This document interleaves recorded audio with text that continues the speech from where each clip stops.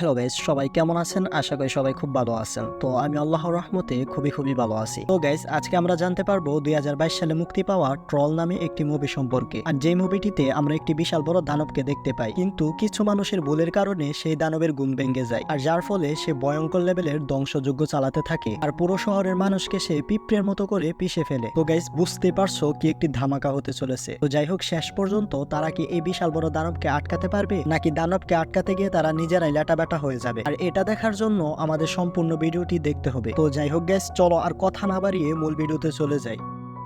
গল্পের শুরুতে আমরা এই মুভির প্রধান চরিত্র নুরাকে দেখতে পাই, যে কিনা তার বাবার সাথে পাহাড়ে ক্লাইম্বিং করছিল। আর ক্লাইম্বিং হচ্ছে কোনো বিষয় চ্যালেঞ্জ নিয়ে পাহাড়ে ওঠা বা কোনো উঁচু জায়গায় ওঠা আর কি। তো যাই হোক, তারপর তারা বাবা মেয়ে দুইজনই ক্লাইম্বিং করে পাহাড়ে উঠে যায়, এবং উপরে ওঠার পরে তারা খুবই সুন্দর একটি দৃশ্য দেখতে পায়, আর যে দৃশ্যটি খুবই মনোমুগ্ধকর ছিল। আর ওইখানে তারা কিছু পাহাড় দেখতে পায়, আর যে পাহাড়গুলোর নাম হচ্ছে ট্রল। আর এই পাহাড়ের নামেই মুভির নামকরণ করা হয়েছে আর কি। আর তারপর নুরার বাবা তাকে ট্রল পাহাড়ের ব্যাপারে একটি গল্প বলে, যে 13টা ট্রল একবার একটি বিয়ের দাওয়াত খাওয়ার জন্য এক জায়গায় গিয়েছিল, এবং বলে এই ট্রলগুলো পৃথিবীতে অনেক বছর আগেই বসবাস করত, আর তারা মানুষের মতনই চলাফেরা করত। আর তারপর নুরার বাবা বলে তারা বিয়ের দাওয়াত খেতে গিয়ে অনেক মদ্যপান করে, আর যার ফলে তারা প্রচুর মাতাল হয়ে যায়। মানে গেস, বুঝতে পারছো, লাল পানির কামাল আর কি। তো যাই হোক, মদ্যপান করার কারণে সময় কোন দিক দিয়ে চলে গেছে তারা এটা খেয়ালই করে না। আর তারপর সকালে যখন সূর্য ওঠে, সূর্যের আলো সহ্য করতে না পেরে তারা সবাই সেখানে পাথর হয়ে গিয়েছে, আর সেই পাথরগুলো ধীরে ধীরে বড় হয়ে একটি বিশাল বড় পর্বতের রূপ নেয়। তবে এই সমস্ত কথা নুরা একদমই বিশ্বাস করে না, কারণ তার কাছে মনে হয় এগুলো হয়তো বানোয়াট কথা, কারণ বাস্তবে এমন কোনো কিছু কোনোদিনও সম্ভব না। আর তারপর তার বাবা বলে যে তুমি যতক্ষণ পর্যন্ত এগুলো বিশ্বাস না করবে ততদিন পর্যন্ত তুমি ট্রলকে দেখতে পারবে না। তবে গাইস, একটু আগে লাল পানির কথা বলার কারণে আমার একটি কবিতা মনে পড়ে গেল। সেই কবিতাটি হলো,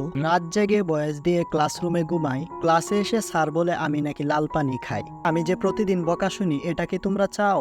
না চাইলে তোমরা এই ভিডিওতে একটি করে লাইক দিয়ে দাও। আশা করি কবিতাটি ভালো লেগেছে। তো যাই হোক, তারপর এখান থেকে সিন শিফট হয়ে আমাদেরকে 20 বছর পরের দৃশ্য দেখানো হয়, আর আমরা এখানে দেখতে পারি নুরা এখন অনেকটা বড় হয়ে গিয়েছে, আর সে এখন প্যালন্টোলজিস্ট হয়ে গিয়েছে। আর প্যালন্টোলজিস্ট বিষয়টা আমি তোমাদেরকে বুঝিয়ে বলছি। মনে করো, তারা এমন এক বিজ্ঞানী যারা মাটি থেকে পুরনো জীবজন্তুর হাড়গোড় খোঁজার কাজ করে, আর এখানে নুরা ডাইনোসরের জীবাশ্ম খোঁজার ট্রাই করতেছে। আর এইভাবে খুঁজতে খুঁজতে নুরা ডাইনোসরের জীবাশ্ম পেয়েও যায়, আর এটা পাওয়ার পর সে খুব খুশি হয়েছিল, এবং তার টিমের সবাইও খুশি হয়। তবে তখন অন্যদিকে আমরা দেখতে পারি একটি জায়গায় একটি কনস্ট্রাকশনের কাজ চলছে, আর এই জায়গায় একটি টানেল খোঁড়ার কাজ চলতেছে। তবে এই টানেলটা যেন খোঁড়া না হয় এবং এই কনস্ট্রাকশন সাইটটা যেন বন্ধ করে দেওয়া হয়, এই জন্য এখানে অনেক মানুষ আন্দোলন করতেছে। তবে আমরা দেখতে পারি এখানে যে কর্মীরা কাজ করতেছে তারা এই আন্দোলনকারীদের কোনো কথায় পাত্তাই দিচ্ছে না। তো তারপর তারা একদিন কোনো কারণবশত ওই টানেলের মধ্যে একটি বুম ব্লাস্ট করার সিদ্ধান্ত নেয়, আর যেই কথা সেই কাজ। আর তারপর কিছু কর্মী টানেলের মধ্যে গিয়ে একটি বুম ব্লাস্ট করে, আর ব্লাস্টের পরে তারা কিছু শ্রমিক মধ্যে গিয়ে ব্যাপারটাকে চেক করার জন্য যায়। তবে তখনই এই পাহাড়টা ভেঙে পড়া শুরু করে, আর এই পাহাড়টা এতই জোরে ভাঙা শুরু করে যে তারা দৌড়েও সেখান থেকে পালিয়ে আসতে পারে না। আর তখন তারা সবাই ওই পাহাড়ের নিচে চাপা পড়ে। আর এই ঘটনার পরে নরওয়ের সরকার একটু নড়ে চড়ে বসে। তারা এই বিষয়টা তদন্ত করার জন্য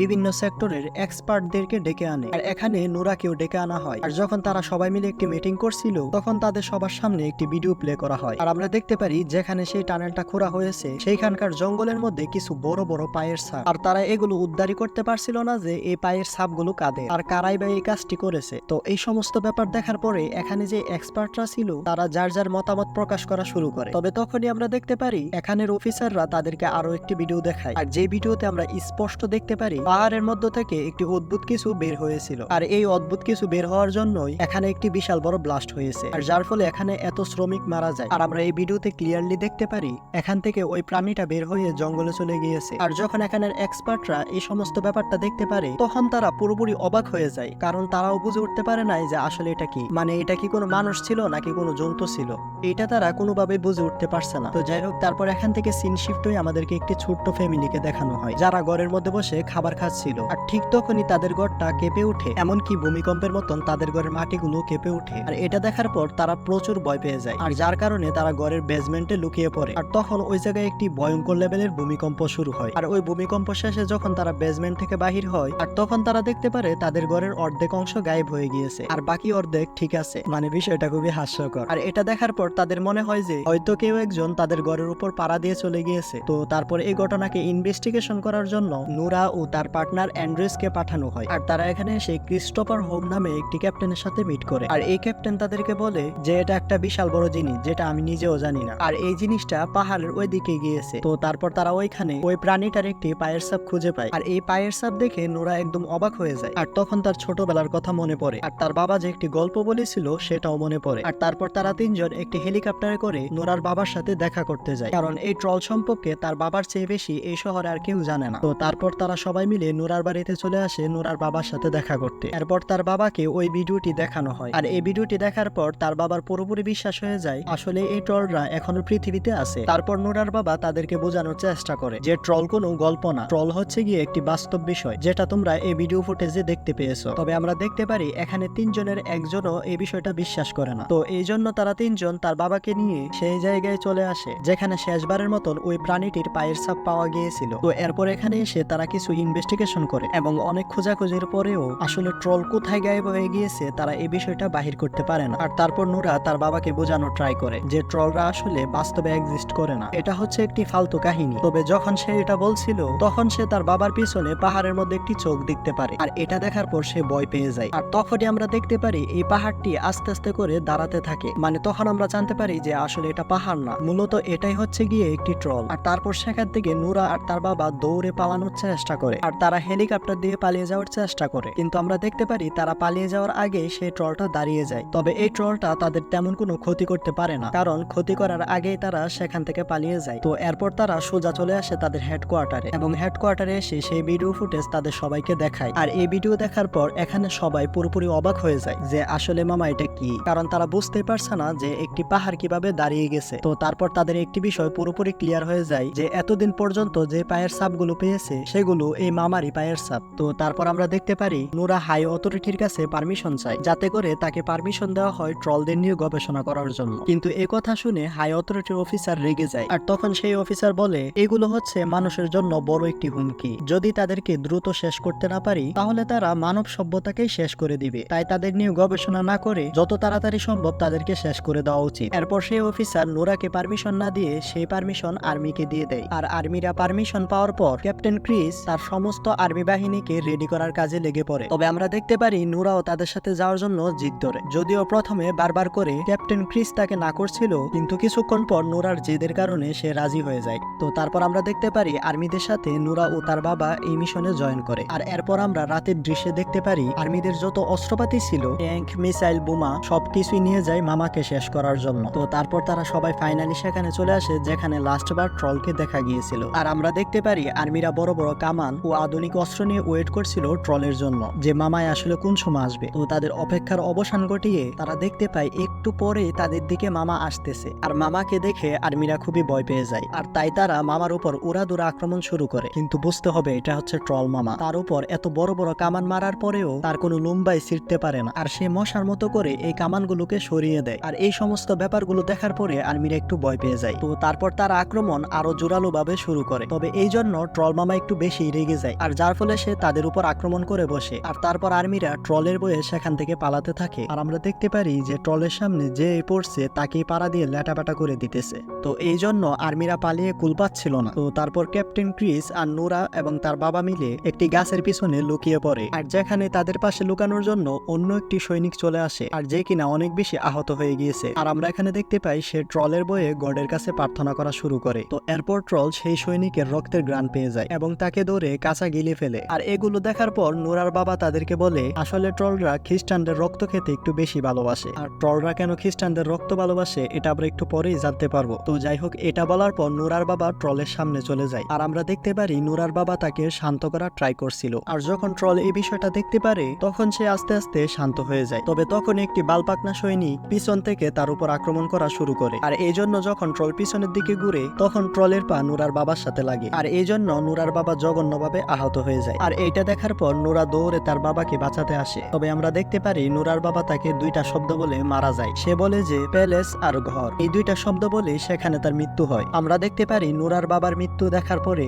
আর নোরার কান্নাকাটি দেখার পরে সেই ট্রলও এখান থেকে চলে যায়। তো এরপর দিন সকালে আমরা দেখতে পারি নুরা তার বাবাকে খুব মিস করছিল। তো এই জন্য সে পুরনো ছবিগুলো দেখে সে কান্না করছিল। তো তারপর সেই ছবিগুলোর সাথে নুরা তার বাবার একটি বই দেখতে পায়, আর এই বইয়ের মধ্যে ট্রল সম্পর্কে অনেক তথ্য ছিল। এখান থেকে ট্রল সম্পর্কে নুরা অনেক কিছু জানতে পারে, আর সে এখানে কিছু ফটো দেখতে পায়। এরপর সে ওই বইয়ের মধ্যে একটি চার্জের ফটো দেখতে পায়, আর যেই চার্জের বাইরে কিছু বড় বড় পাথর পড়ে আছে। আর এই বই থেকে নুরা জানতে পারে যে পুরোনো দিনে যখন ট্রলরা বাস করত তখন তারা খ্রিস্টানদের রীতিনীতি পছন্দ করতো না, আর যার ফলে তারা পাথর মেরে মেরে খ্রিস্টানদের চার্জ ভেঙে দিত। আর চার্জগুলো ভাঙার বড় কারণ হচ্ছে চার্জের ভিতর যে ঘন্টা বাজানো হতো তারা সেগুলো সহ্য করতে পারতো না। আর ক্ষমা চেয়ে নিচ্ছি গাইস, প্রথমে একটি কথা বলতে ভুলে গিয়েছিলাম, আর সেটা হলো ট্রলরা কোনোভাবেই সূর্যের আলো সহ্য করতে পারে না, মানে তাদের শরীরে সূর্যের আলো পড়লে জ্বলে পাথর হয়ে যায়। তো এখান থেকে আমরা বুঝতে পারি যে ট্রলের দুইটি দুর্বল সাইড আছে, একটি হচ্ছে সূর্যের আলো আর আরেকটি হচ্ছে ঘন্টার শব্দ। তো যাই হোক, তারপর নোরা এই সমস্ত ইনফরমেশন জানার পর নোরা একটি প্ল্যানিং করে। সে সবাইকে বলে যে এই ট্রলগুলোকে আমরা ঘন্টার সাহায্যে তাদেরকে শহরের বাইরে কোথাও নিয়ে যেতে পারি, কারণ যদি শহরের মধ্যে তাদের সাথে আমরা কিছু করার ট্রাই করি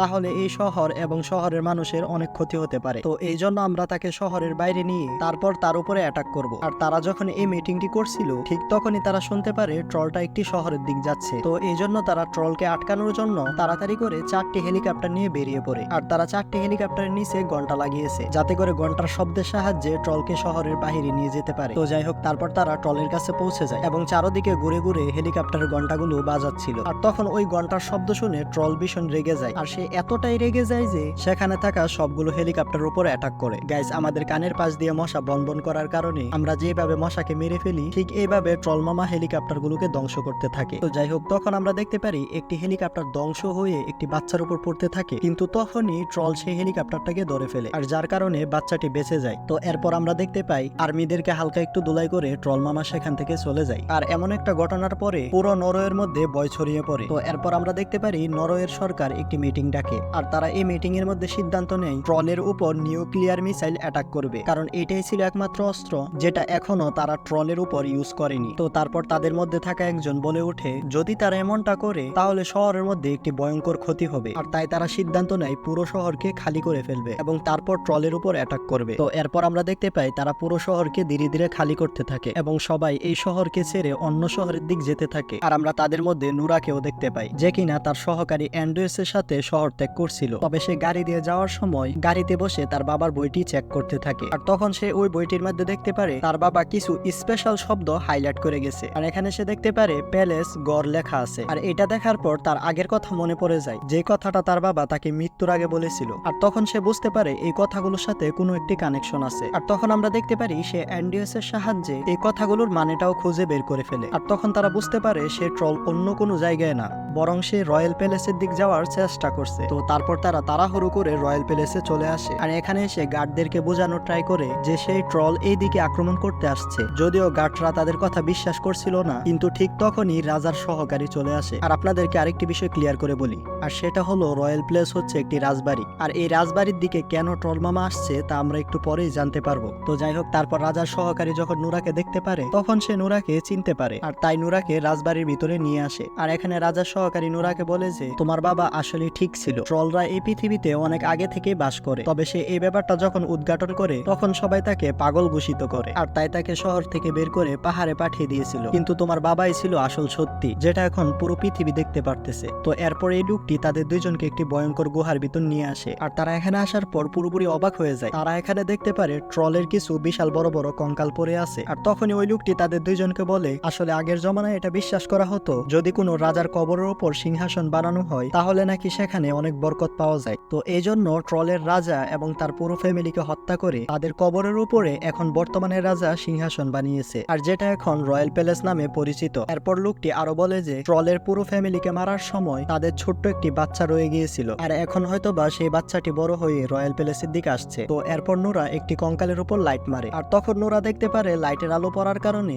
কঙ্কালের হাড়গুলো পুড়ে যাচ্ছে। আর তখন নোরা ক্লিয়ারলি বুঝতে পারে যে ট্রলরা আসলে আলো সহ্য করতে পারে না, কারণ যখন তাদের শরীরে আলো পড়ে আর তখনই তাদের শরীর জ্বালা পোড়া শুরু করে। আর এই সমস্ত ব্যাপারগুলো নোরা জানতে পেরে একটি প্ল্যানিং করে ট্রলকে আটকানোর জন্য। তো তারপর নোরা সেই প্ল্যান মতো কাজ করতে শুরু করে, আর আমরা দেখতে পাই নোরা ওই গুহা থেকে একটি কঙ্কালের মাথা নিয়ে ট্রলের দিকে যেতে থাকে, আর এই কঙ্কালের মাথা দেখে ট্রলও তাদের পিছু নেই। আর ট্রলের হাত থেকে বাঁচার জন্য নোরা যখন গাড়িটি অনেক জোরে ড্রাইভ করছিল ঠিক তখনই তার গাড়ির পিছন থেকে কঙ্কালের মাথাটি পড়ে যায়, আর কঙ্কালের সেই মাথাটা পড়ে যাওয়ার পর ট্রল সেটিকে হাতে তুলে। তবে ভুল করে ট্রলের হাত থেকেও সেই কঙ্কালের মাথাটা মাটিতে পড়ে যায়, আর যার ফলে সেই মাথাটি ভেঙে টুকরো টুকরো হয়ে যায়। আর এই জন্য ট্রল মামা ভীষণ রেগে যায়, আর তাই সে এখন নুরাকে মারতে চায়। আর আমরা দেখতে পারি এই ট্রল নুরাকে ফলো করতে করতে একটি বিশাল বড় মাঠে চলে আসে, আর যেখানে ক্যাপ্টেন ক্রিস অনেকগুলো সোলার লাইট নিয়ে অপেক্ষা করছিল। ঠিক তখনই ক্যাপ্টেন সেই লাইটগুলোকে অন করে দেয়, আর এই লাইটের আলোগুলো ট্রলের গায়ের উপর পড়ার কারণে আমরা দেখতে পারি ট্রলের শরীর ধীরে ধীরে জ্বলতে শুরু করে, আর সে আস্তে আস্তে করে পুড়ে যাচ্ছিল। আর এই ব্যাপারটা যখন নোরা দেখতে পারে তখন তার ট্রলের প্রতি খুব মায়া হয়, আর সে এগুলো সহ্য করতে পারছিল না, কারণ এই ট্রল কখনো কোনো মানুষের ক্ষতি করতে চায়নি। সে শুধু চেয়েছে তার নিজের ঘরে ফিরে যেতে, যেটা একসময় তার নিজের ঘর ছিল। আর তারপর নোরা দৌড়ে গিয়ে সেই লাইটগুলোকে বন্ধ করে দেয়, আর তারপর সে ট্রলকে বোঝানোর চেষ্টা করে